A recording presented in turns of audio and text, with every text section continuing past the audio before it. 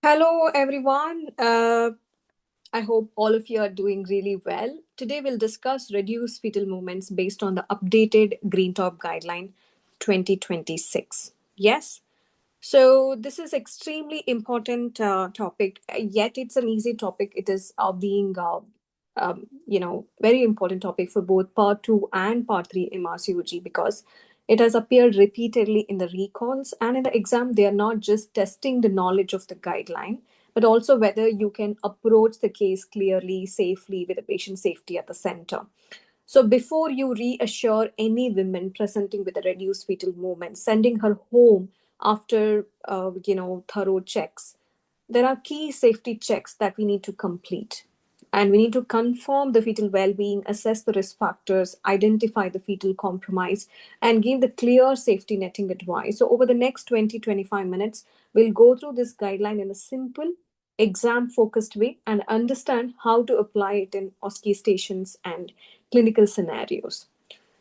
Because the maternal perception of fetal movements is regarded as an important indicator of fetal well being, therefore, we should never ignore changes in the fetal movement patterns, whether that is reduced fetal movements or unusually increased fetal movements, both can be clinically significant. All right. So, how many women, the pregnant women, antenatal patients, would present with reduced fetal movements in a maternity triage? Almost up to 70% of the women can present with such things, and in almost 70 to 80% of the cases, there won't be any underlying problem. The baby will be reassuringly well, doing well. Out of such women, 30% can be having the SGA, or they may develop SGA or the FGR in the future. Okay. And fortunately, the fetal death occurs in less than 1% of the 1% of such presentations. Although this appears to be a very smaller percentage, every presentation must be taken very seriously for because for an individual woman and her family, this impact can be enormous, which is why the careful assessment and safety netting are extremely important. So I'll just begin this particular guideline. It's very very important. So remember, guys. Yes, just to quickly take you guys through this slide. These are the QR codes for our WhatsApp, free WhatsApp as well as Telegram groups. So you can scan them and join our groups for the future announcements, the free group activity, the courses, every details you would be finding, in these groups. So, what are the learning objectives for today's discussion? So, many students get confused about how exactly to approach a women presenting with reduced fetal movement. Say, for example, after you confirm the fetal heart sounds with the fetal Doppler, handheld Doppler, do we perform CTG for every woman presenting with reduced fetal movements? If CTG is needed, at what gestational age we can do that? Do all women need an ultrasound or only selected women?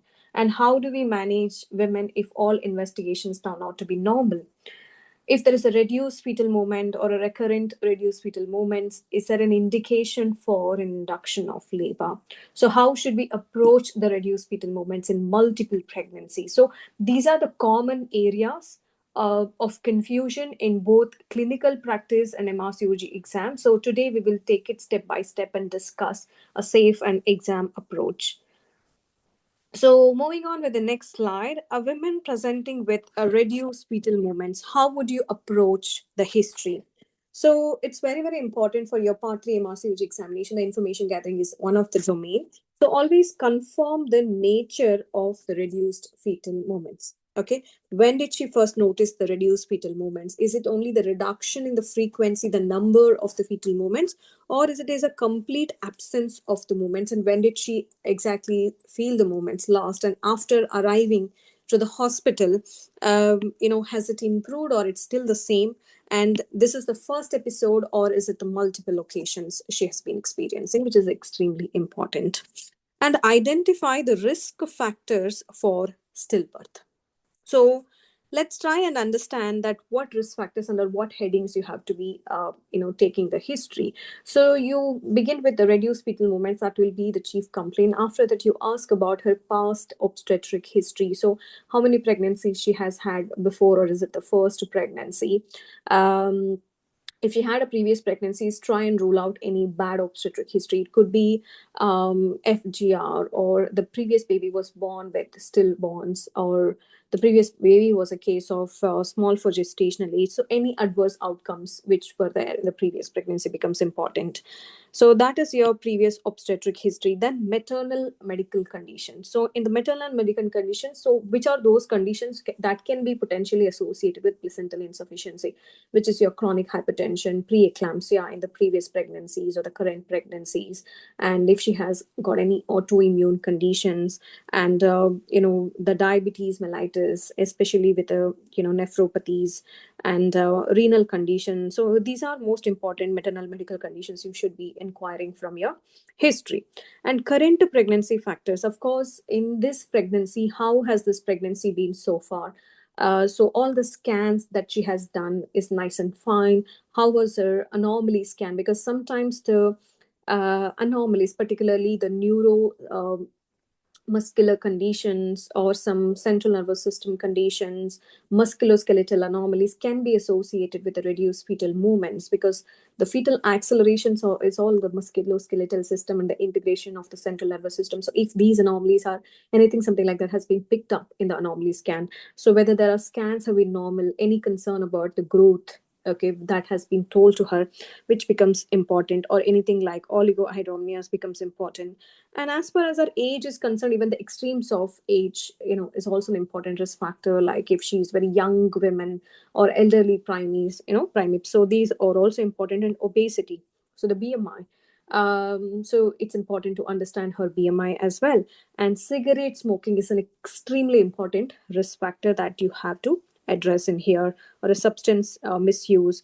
Access to healthcare. She might be coming for late booking in here. I mean, if you have gone through her history, or she did not have an access to the healthcare system, poor antenatal attendance, and genetic and fetal factors, as I mentioned, chromosomal abnormalities, because they can be associated with the early onset FGRs, or a proper structural abnormalities I mentioned that has been picked up on the anomaly scan. So, which are the most important, the strongest associations that are being highlighted in the evidence is the smoking and the past medical conditions in mom, as mentioned, like chronic hypertension, gestational hypertension, preeclampsia, diabetes, okay, renal conditions, autoimmune conditions. These are something that which are extremely important along with the smoking. So, moving on. So, what exactly your the Green Top Guideline says is that before we used to inquire about the effect of the corticosteroids, because they used to have some transient effect on the fetal movements, especially when she's being admitted for some other reason. Say for example, she's a GDM lady, she has uncontrolled sugars or something, so you have kept her for monitoring, or for uncontrolled hypertension, you're thinking that we may have to expedite the birth in weeks time or something, so you will be giving her corticosteroids. And so what does exactly the guideline say? Does it really have got the transient effect of reduced fetal movements in next 48 hours? It may not. So that's what they say, that it has got unclear effect. Okay, but still it is worth asking about whether she has received any corticosteroids. And even when it comes to the BMI, so even the BMI, remember that it also has got an unclear effect. Just because she's very obese, she has got more abdominal fat, that it has got unclear I mean, it has got an effect on the reduced fetal movement, the way the mom perceives the fetal movements. Again, this has got an unclear effect. But there are certain factors that reduce the perception of the fetal movements, like anterior placenta. If she's on some drugs like sedatives, benzodiazepines, alcohol, methadone, and fetal and musculoskeletal or neurological anomalies. Okay, if mother is extremely busy, something is keeping her busy, she has not given an importance to the baby kicks today. So that is also something, the factors that reduce the perception of fetal movements. Apprehension, anxiety, that can increase the fetal movements. Important you need to remember is that corticosteroids, it has got unclear effect on the reduced fetal movements. So moving on with the next slide, what is the clinical assessment? So once you gather, the history, information gathering is always the history and the examination. So what examination you want to do in such patients? So what clinical assessment that should be performed, presenting, with reduced fetal movements? So remember, it is very important. The first and foremost important thing you're going to do is exclude fetal death. So we have to exclude intrauterine fetal demise. So identify, once you rule that out, then you need to identify any fetal compromise in the form of fetal growth restriction, SGAs. Are there any other conditions for the placental insufficiency? So your assessment should include, you have to tell them that I am going to examine you in the presence of a chaperone. So I would like to feel your tummy and check the fetal heart sounds using this handheld device, and then take all the measurements of the baby's growth. So basically you're measuring the symphysiofundal height, and check the maternal blood pressure. If she is obese, then check with appropriate cuff size and do the urine analysis for the proteinuria, because you are basically trying to rule out some of the most important condition that could be associated with the placental insufficiency or a fetal growth restriction, which is your gestational hypertension and the preeclampsia. Okay, so which is very, very important for your part 3 MRCOG OSCE as well. Okay, so do not forget about these important points, that the first and foremost thing we are going to do is that auscultate the fetal heart sounds using the handheld Doppler, and make the women listen to the sounds as well, and measure her symphysiofundal height and plot it on the growth charts, and check her maternal blood pressure and proteinuria assessment using a dipstick, right? So moving on with the next slide, what is the role of cardiotocography? So we are done with the clinical assessment now.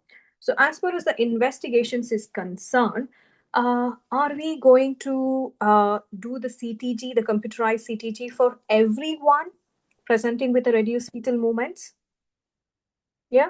So are we going to do it for everyone? If we are doing it for uh, everyone or for certain population, we'll come to that later. At what gestational age you can do it? Is it 24 weeks? Is it 26 weeks? So that's very, very important, right? So most of the times you need to remember that there is a reason that why we have taken such gestational age at which we should be presenting this. Just remember this point, that in the UK, the viability is generally considered from 26 weeks onwards. So the computerized CTG becomes clinically useful and recommended from 26 weeks onwards. Okay, in women presenting with reduced fetal movements. So this is what the guideline says, that in women with reduced fetal movements, if you confirm the fetal viability gestational age is 26 weeks and above, you can get the computerized CTG done for her to exclude the acute fetal compromise. Okay, so this is what we have understood so far. Okay, so women presenting with the reduced fetal movements, so immediately exclude the fetal death, right? Exclude the fetal death by handheld Doppler, and then check her blood pressure using an appropriate cuff size, right? And then do the dipstick, and then check her gestational age. And if the gestational age is 26 weeks and above, you can do the computerized CTG. I think we are clear on this up till now. So what is the role of ultrasound assessment of fetal biometry? When exactly you're going to do this ultrasound? Is it for every woman who is presenting with reduced fetal movements? Yes or no? And if you're performing it, what gestational age at which you can do an ultrasound? So, this I have taken it from the guideline again. For CTG, the answer was relatively straightforward. Check the viability. If she's 26 weeks or above, fetal viability is confirmed. Just do the CTG to exclude the fetal compromise. But for the ultrasound, the threshold is different. So she should be 28 weeks and above, and she should be having a persistent reduced fetal movements despite a normal computerized CTG. So you have done the computerized CTG. It has come out to be normal. Everything is reassuring. However, the woman is still saying that I cannot feel the movements or it is still reduced. So that time you have to consider ultrasound for her. Okay, so gestation age more than 28 weeks and reduced fetal movements which persist despite of the normal computerized CTG. Or she must be having some additional risk factors. It could be fetal growth restriction or a stillbirth. So which we have already discussed, but anyways, I have put it again in this slide. You can see here, if she is a smoker, there is a past obstetric history of stillborn or SGA baby. Past medical history is also significant in the form of chronic hypertension or diabetes, and it is a recurrent presentation of reduced fetal movement. She had this episode like almost twice or thrice, and symphysiofundal height is falling less than 10th percentile. We're again putting it as SGA in the current pregnancy. And from the second trimester, if you have seen, her uterine artery pulsatility index is raised. So if you have identified these risk factors in her, so check for these things in the scan reports, and also from the history, that what risk factor she has got. Like, is she a smoker? Is she has got any significant obstetric history? Whether she has got any medical comorbs? Okay, is it a first episode or is it a recurrent episodes? And whether anything mentioned about the symphysiofundal height, anything mentioned about the uterine artery pulsatility index from her previous scans, right? And they have not done any scans in the last 2 weeks. If they have not done any scans in the last 2 weeks and they have got these risk factors, go for an ultrasound. So the ultrasound is not for everybody who is presenting with a reduced fetal movements. Okay, that's very important. So one is that she should be 28 weeks and above and she's still having the complaint persisting despite of the normal CTG, or she should be having some additional risk factors for FGR or a stillbirth, and you don't have any scan which is done in the last 2 weeks, then yes, you're going to do an ultrasound here. And also there is one more indication where you will be doing an ultrasound assessment. The clinical assessment of fetal growth using symphysiofundal height, it may be less reliable in certain women, particularly those with a raised BMI. Therefore, you can consider doing an ultrasound to improve that accuracy even in obese women. Okay, that's an additional indication for, these are the three indications. So women who's 28 weeks and above, she's still having persistent reduced fetal movements even after normal computerized CTG, or she has got risk factors for the SGA or FGR or the placental insufficiency, and there is no scan which has been done in the last 2 weeks, and if she is obese. So these are the three indications where we do the ultrasound assessment. And what exactly you're going to do in this case? So we will be doing estimated fetal weight or abdominal circumference. So basically the fetal biometry, and we do the Leica volume assessment, and we do the umbilical artery Doppler, and we also do the fetal morphology as well. Okay, we do the fetal morphology as well. If it is not done before, neurological and the musculoskeletal anomalies is something that we need to screen for if anomaly scan has not been done earlier. So this is what we do it on the ultrasound. So is there any role for the biophysical profile? Absolutely not. According to the evidence, there is insufficient evidence to recommend any biophysical profile. We are not going to waste time on the biophysical profile in here. All we want is simple and straightforward. We need the fetal growth, and we need a Leica assessment. We need an umbilical artery Doppler assessment. That's it. And if anomaly scan has not been done, then you can do that as well. So is there a role for the assessment of the fetal-maternal hemorrhage? So small percentage of the women with a fetal-maternal hemorrhage also can present with reduced fetal movements. So are you going to do it? It's a rare cause yet, but look at the CTG, and if the CTG says that there is a non-reassuring CTG, or there is a sinusoidal pattern, okay, so there is a sinusoidal pattern, then of course you can do the you can do the test for fetal-maternal hemorrhage.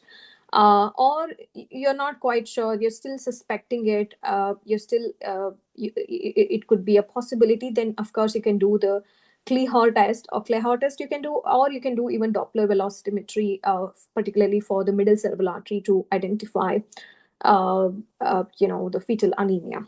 Okay. So moving on with the next slide, if all the investigations turn out to be normal, so you have checked her fetal heart sounds using a handheld Doppler, you have done the blood pressure assessment, proteinuria, and you have done the computerized CTG as well, you have done the ultrasound as well, depending upon the risk factors. So now everything has turned out to be normal. So what exactly you're going to do next? So reassure them. That's very, very important, that reassure the women that, most of the times, after the single episode of reduced fetal movements with a normal assessment, which is unlikely to be associated with any fetal compromise, so baby is happy inside. And educate her, which is very, very important. Don't do this old guideline of giving them some kick charts, telling them that count down the baby movements and all. It's the routine kick charts or formal fetal movements counting is not recommended, guys. Okay, because the current evidence says that these are not superior to the maternal awareness of the fetal movements. Okay, which is important, because it's not about, okay, is it 10 or 15 or 20, how you as a healthcare professional, healthcare giver, will be in a position to say that whether it is normal for her, normal for this baby or not.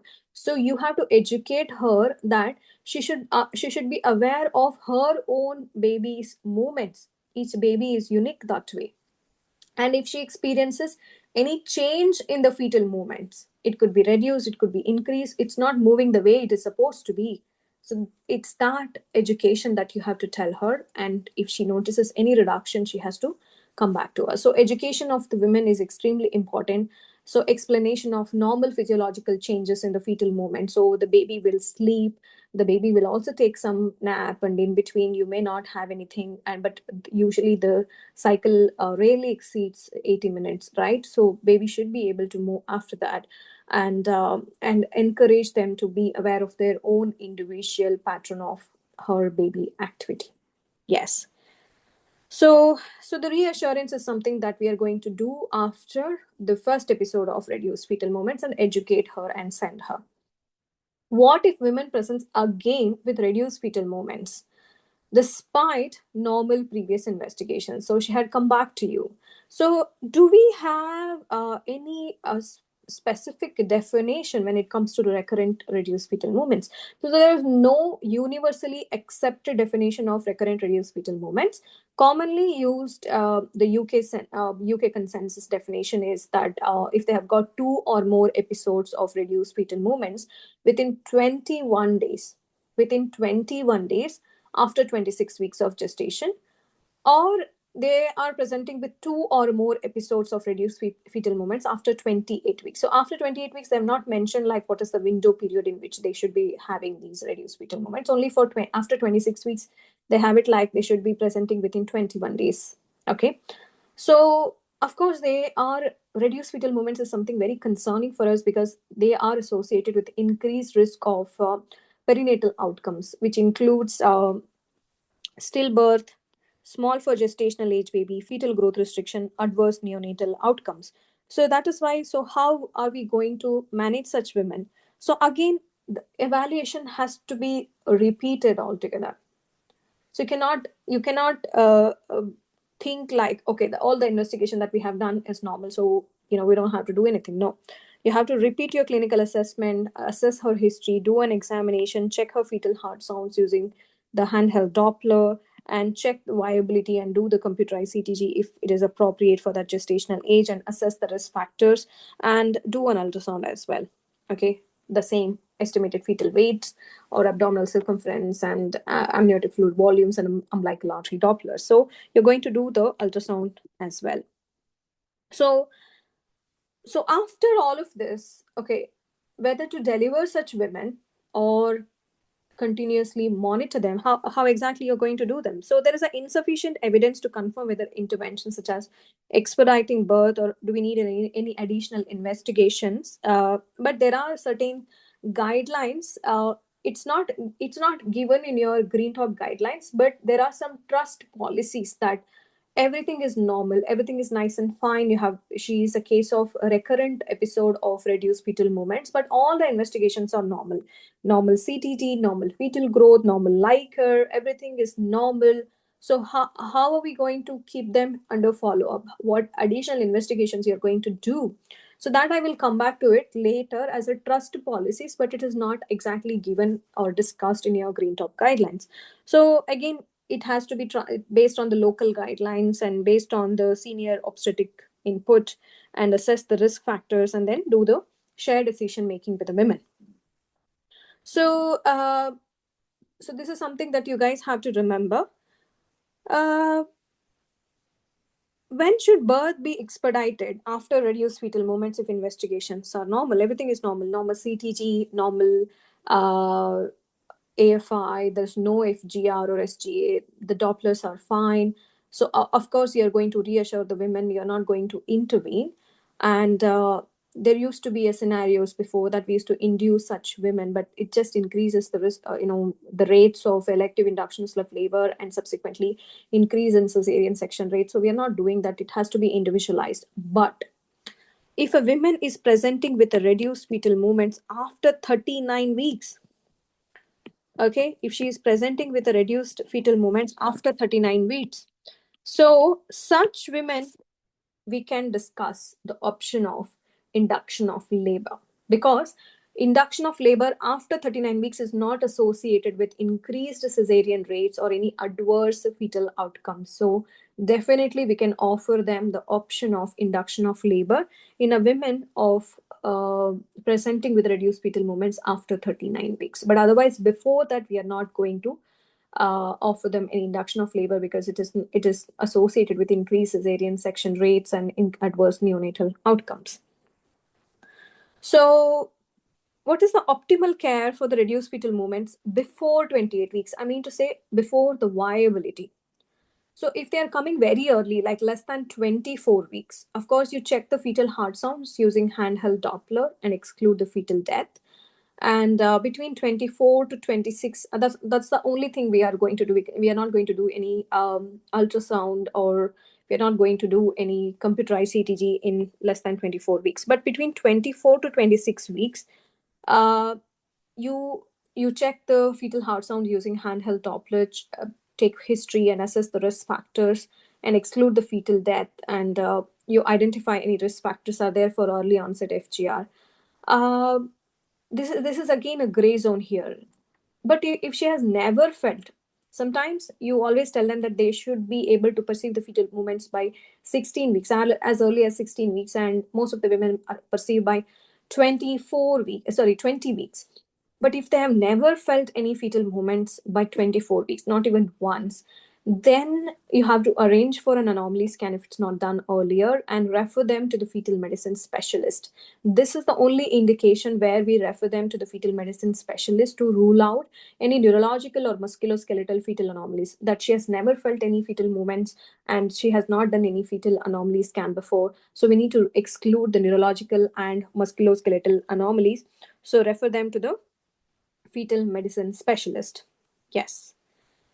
So sometimes this situation becomes extremely challenging when it comes to twin pregnancies, multiple pregnancies. So because we don't know which twin is something is being compromised and which twin is actually doing okay. So first, determine the chorionicity. That's the first step you're going to do. So first, determine the chorionicity. Is it a monochorionic twin or is it a dichorionic pregnancy? So why are we worried about? Because reduced fetal movements in multiple pregnancies may indicate twin-to-twin transfusion syndrome. So do not ignore the reduced fetal movements because it could be associated with adverse fetal outcome. So do this computerized CTG for both the twins separately. Okay, assess their other the fetal compromise by doing an ultrasound, which is important here. Otherwise, it's not possible. So do an ultrasound as well. Fetal growth, like a volume, and umbilical artery Doppler. because she will be a high risk lady. So, what is appropriate action following maternal perception of excessive fetal movements? Sometimes they come with, my baby is moving a lot, and we used to just smile at her and say, which is good. Your baby is moving a lot, which is keeping you busy. It's very good. No, it doesn't work that way. It's just a paradox there. Remember, the single episode of excessive or exaggerated fetal movements after 28 weeks, there is a possible association with a stillbirth, because what the guideline or the evidence says is that the sudden excessive movements will happen followed by absent movements before stillbirth. There will be some vigorous movements followed by no movements at all. So it could be a possible association with the stillbirth. So do not ignore even increase for movements. That is why, rather than putting it as increased or reduction in the fetal movements, change in the pattern becomes the ideal word here. Okay. Women concerned about increased fetal activity, you do the same thing, the basic assessment, the CTG assessment. If the CTG is normal, then you can reassure her. If the CTG is abnormal, just involve the senior clinical review. Okay, further assessment in the form of an ultrasound may be required there. So always, once you tell all of this, the safety netting is also important, that you tell her that this is what we're going to do. If everything turns out to be normal, then we can send you home because the baby is happy. There is no possibility of compromise in here. So, and also it's important to tell her that each baby is different, and she doesn't have to count the number of kicks or movements that she feels every single day. But its important thing is to that what is the usual pattern of her own baby's movements from day to day. That is something she has to uh, understand. And we do not encourage them to use any handheld Doppler which are available over the markets for them to check on their own. Okay. And they have to call the midwife and maternity unit immediately if baby is moving less than the usual, or she's not feeling it anymore, or there is a change in the pattern. She should not wait for the next day to see. She has to come back immediately. Yes. So that is the safety netting you have to do in here. So this is the care pathway that has been given in your Green Top Guideline from 2026. So anybody who is presenting with reduced fetal movements after 28 weeks. So basically you take the history. Yes, you take the history, you do the examination, and you assess the risk factors, all that we have discussed. And if you think that she's truly having the reduced fetal movements, you check with handheld Doppler that the fetus is viable. And if fetus heart sounds are not heard on the auscultation, then immediately you have to do an ultrasound to exclude the intrauterine fetal demise. If heart sounds are heard on the auscultation, then you have to do the CTG to exclude the fetal compromise. So if it is abnormal, you will manage it accordingly. But if it is normal, then you have to reassure her and send her, give all the patient information leaflet and educate her on the pattern movement. But if it is like continues to have, she's having normal CTG, but she's still having the persistent reduced fetal movements, or she has got some risk factors for FGR or stillborn, then you do the ultrasound scan. If it is normal, then again you have to reassure her, send her. If history does not confirm, okay, if history does not confirm the reduced fetal movements, then what are you going to do? So you do the auscultation, of course, and do the routine antenatal assessment and give her the advice regarding further episodes, and tell her to concentrate on her baby movements for the next 2 hours. And if she has not appreciated any 10 movements in the last 2 hours, then she has to come back to us. I mean, only when your history is not really suggestive of reduced fetal movements, you can auscultate FHR and then educate her, and then tell her that in next 2 hours you concentrate on the baby movements. And if you're appreciating less than 10 movements in next to 2 hours, please come back. Okay. So that is something you guys have to remember. So the next slide which I have put is not from the guideline, but this is from the trust policies. It may vary from trust to the trust. It's important that, as I mentioned, that 39 weeks. Okay. So if she is like 39 weeks and above, of course, she's presenting with reduced fetal movements, you do the CTG, you do the ultrasound scan if induction of labor is not indicated, or you're not doing any induction of labor. She's 39 weeks and above. There's still, you can offer her the induction of labor, but she's not ready to take it. Then you just do an ultrasound and send her home and offer her the cervical assessment, and offer an induction of labor if she's having any recurrent episodes of reduced fetal movements. Okay, that is something. And another thing which is not covered in your green top guideline is that she's having a recurrent episodes of the reduced fetal movements, but all the investigations turn out to be normal CTG, no risk factors, normal ultrasound, normal AFI, everything is nice and fine there. Then how are we going to keep them under surveillance, which is important. So you can offer them, they will become eligible for serial ultrasound monitoring. Okay, so you can do the 3 weekly growth scans, and also Doppler if there is any ongoing reduced fetal movements, and discuss induction of labor at 39 weeks after discussing with your senior obstetrician. Okay, so the next advice which you are going to give her is that there is no set number of fetal movements. You cannot say like 10 is good, 20 is good, 25 is good. No, there's no set number of normal movements, and every pregnancy is different. This is the crucial counseling they expect you to do it, and do not recommend them anything about make a note on your fetal kicks and keep a kick charts and all. Please, there is insufficient evidence to recommend that. It's not superior to any maternal perception of the fetal movement pattern. So you tell her that each baby is different, each pregnancy is different. Usually her baby will have its own pattern of movements that she should be aware of. And it's not true, they say like, okay, the baby will keep growing and the liquor will come down, so, and the babies will move less towards the end of the pregnancy. No, it is not true. The babies move, it is not true that the babies moves less often towards the end of the pregnancy. It's just that the they may have a different type of movements before, and now they may have a different types of movements. It's just that changes in the pattern. So there is no reduction in the frequency or anything like that. So from 16 to 24 weeks, she will be feeling the baby move and more up until 32 weeks. And even after that, it would roughly stay the same, because it will keep increasing up to 32 weeks. And after that, it will remain the same usually. It will not reduce. And later in pregnancy, it is really important that she should be aware of the baby's activity, and she should continue to feel her baby movement until she goes into labor. So any change, she should not wait until the next day. She has to come back. So this is very, very important point that you should not be forgetting to tell her. That's where your patient safety points lie. And give her the patient information leaflet as well. Okay, so what exactly, how the baby would move, and what are the changes in the pattern and all of that. So give her the patient information leaflet as well. So it's extremely important topic. It's a very tiny topic. It's almost like 25 pages, which is there in the guideline.